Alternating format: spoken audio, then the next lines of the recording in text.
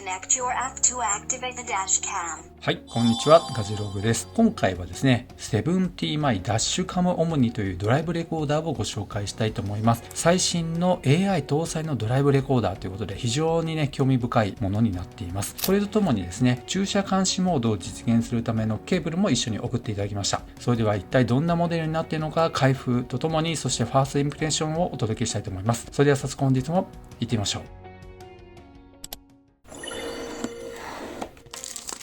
オープン。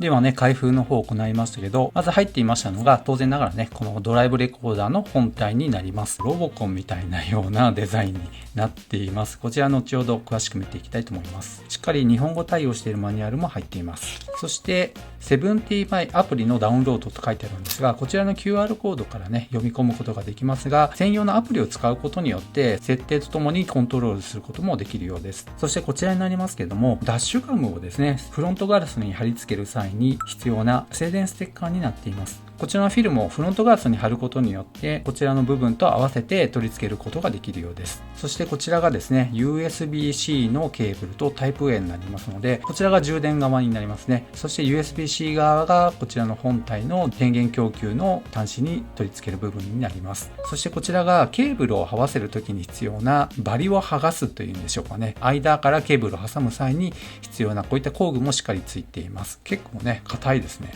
そしてこちらがね、シガーライターから取る充電の端子になっています。こんな感じでシガーライターに挿すことによって、ここからね、電源供給することができます。ちなみにですけども、ハードワイヤーキットを開封してみましたけども、こういったケーブルが入っています。USB-C のね、こちらが本体に接続する部分になりまして、こんな感じでね、差し込むわけですね。そして、車に必要な端子にこの3本のね、赤、黒、黄色をつなぐことになりますけど、車の接続に詳しい方でないと難しいのかなと思います。それではざっとですけども、本体の各名称について見ていきたいと思います。まず一番上にこちらのボタンになりますが、これは電源ボタンになります。そして上へ移動ボタンと、そして下へ移動ボタンというふうにね、赤いボタンになっていますので、非常に見やすいですね。そしてこちらのディスプレイの側になりますけども、こちらはマイクの穴になっています。そしてこちらのね、カメラレンズ、また底側になりますが、こちらがスピーカーになっています。反対側になりますと USB-C の充電ポートがついています。そしてスペックの方をご紹介したいと思います。こちらが 32GB のストレージ容量になっていまして、すべてそちらは内蔵モデルになっています。そしてディスプレイサイズになりますが、こちらは 1.2 インチになっている液晶ディスプレイになっています。そしてね、個人的にちょっと嬉しいのが、こちらはフル HD になっていまして、1920×1080p になっています。ですので、データ容量が大きくなりませんので、そのあたりね、32GB でもなんとかなるのかなという気はします。また、フレームレートに関しましては、60fps と 30fps を切り替えることができます。またですね、レンズの視野角になりますが、140度になっていますので、結構ね、広範囲に撮影することもできます。バッテリーも内蔵していまして、300mAh の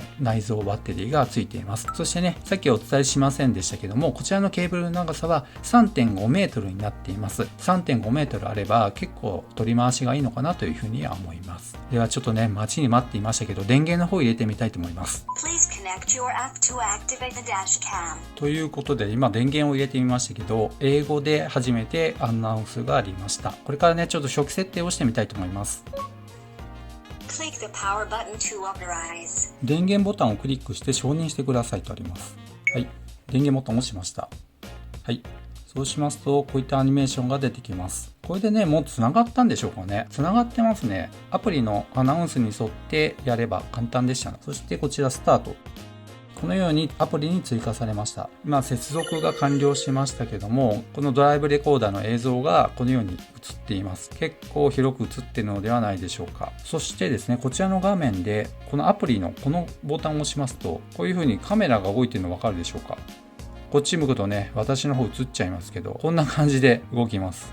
ではアプリの方を使いまして様々な設定ができるようになっています。例えばビデオコーディング、また記録解像度とフレームレートとありますけど、60fps を選べるようになっています。より滑らかな映像になるということになります。その分、こちらのストレージの容量を食いますので、撮影するね、トータルの時間というのは短くなっていくということになります。そしてビデオクリップの長さとありますが、こちら1分か2分3分というふうにね、区切って録画することができるようです。また HDR とありますけど、こちらはは明暗差が激しい急激に変化する状況での撮影を大幅に最適化しますとありますが、これはやっぱりトンネルに入って出てとかね、そういった暗いとこと明るいとこの明暗が激しい時にね、非常に効果が発揮しますので、オンにしといた方がいいと思います。また、速度と経度ですね、位置情報になりますが、これはオンに設定されています。これもね、当然ながらオンにしといた方がいいのかなと思いますし、時刻設定に関しましては、GPS から取得することによって正確な時刻を刻むことができるのもいいと思います。そしてね、いろんな設定がたくさんありますけどね、特にですね、駐車セキュリティってありますけど、駐車中に車がね、当てられてしまった場合、しっかり記録しますかっていうことになりますけど、これはね、オンにしといた方がいいのかなと思います。ただし、こちらの駐車中に撮影をするときに必要なこのハードウェアキットっていうのがありますけど、これ別で購入しないと駐車監視モードっていうのは設定ができないようになっています。そして音声コントロールとありますが、英語でのコントロールになりますのが、ここに書いてあるキーワードをね、ちょっと覚える必要があります。